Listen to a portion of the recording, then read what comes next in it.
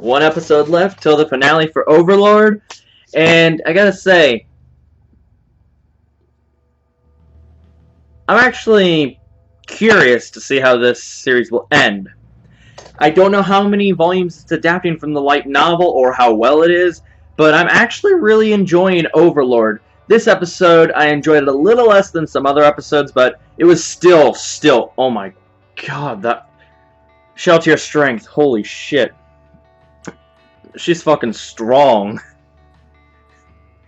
So we have Ainz versus Shaltear this episode and all that, and Shaltear is pretty much using a shit ton of skills, like holy skills, and her lance regenerates health and all that whenever she deals damage. And then she has this like second copy of herself. It wasn't explained. I'm assuming it's like a, if you see Naruto, Madara, the current Madara is like invisible Madara, or just like a shadow clone jutsu kind of thing, but it was giving Ainz a run for his money. Ainz was seriously, like, just against Shaltear. He's at a huge disadvantage, and, like, at first he equipped himself with so many magic skills and spells and all that, and he just prepared himself because in order for her to attack or even be activated, he needed to attack her first. He could prepare himself as much as he wanted. So that's what he did, and once he attacked, he used a superior magic spell, which is like a tier higher than the 10th tier magic, so it dealt damage to her, and with that, it caused her to activate. And the strange thing is, Shaltear can recognize Lord Ainz, but she doesn't know exactly, like, why she's fighting him. She knows, like, well, you attacked me and I should account and destroy you, but it seems like there might not be an actual master to her. She might have just been, like, reverted to some settings or something, or she might have been changed into a different kind of entity, or her settings were changed instead of her being completely brainwashed. So, Ainz versus Shaltear. Ainz has a lot of magic power, so it was pretty much HP and physical attacks versus magical power and MP. And Ainz, since he has a lot of MP, he was able to dish out so many attacks against Shaltear, but she also had several skills Ainz didn't even know she had, and she was using them. She dealt quite a bit of damage to Ainz, and his MP is pretty much almost exhausted. Shaltear was like was being also put on the ropes, but she summoned all of her households, which are like bats and shadow wolves or hellhounds kind of thing, and then rats and all that, all like darkness creatures, and she started killing them with her lance to regenerate.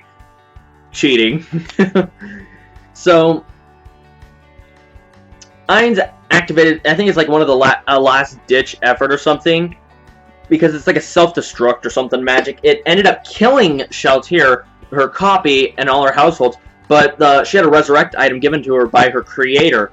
So she did die, but she also was brought back to life, her undead life. So, and she's the one, since she has a lot of physical damage, and Ainz pretty much has no MP left, I'm wondering how this is going to go down. Is he going to change into his knight armor and fighter sword against lance thing, or what else does he have up his sleeve? I really don't know. I am excited for the finale. It's just, I'm also hesitant because this episode, it was a little hit or miss. I enjoyed a lot of it, but it wasn't as hype. Well, the first half was hype, but the second half, it wasn't exactly as hype as I thought it would have been for me.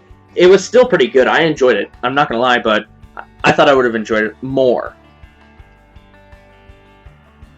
I really am curious to see how they're going to do finale. And then I'm going to go in and check I'm going to check out the light novels after I finish this series, because I'm also really curious about how this is being adapted. I know they're cutting stuff out, but how many volumes are they adapting this from? Are they rushing? Are they etc., that usual thing. So, other than that, this episode was good. Shaltear's strength, oh my god. Like, seriously. And then there was even a point where Ainz was like, I feel self-satisfaction, you may call it that, but I just feel happy that I'm able to fight on the front lines. Back when I was still called the Guild Master and all that, when everyone else was still around, or even a couple people, he mostly dealt with finances and all that. He never fought on the front lines like this. So he says, I'm quite happy with myself because I am considered the guild leader, and fighting on the front lines is something I never did when the Supreme Creators were around. So he's feeling self-satisfaction about the whole fact that he's actually fighting for a cause. Like, he's out on the front lines. He's taking control and everything by his own hands. And then we even have a Shaltear. She might even think her innermost desires or thoughts might think that Perugino, her creator, is better or more fitting to be ruler than Ainz, but Ainz is the last one. So we got some issues right there. But other than that, yeah, I did enjoy this episode. I'm not gonna lie. So yeah, be sure to leave a like, comment, or subscribe for more reviews, reactions, vlogs, talks. Usual. This is Outerworks Nation, my lovely community, citizens and civilians. Be sure to check out the links in the description, where you can go check out the anime episode, which is episode 12 of Overlord. Go check it out.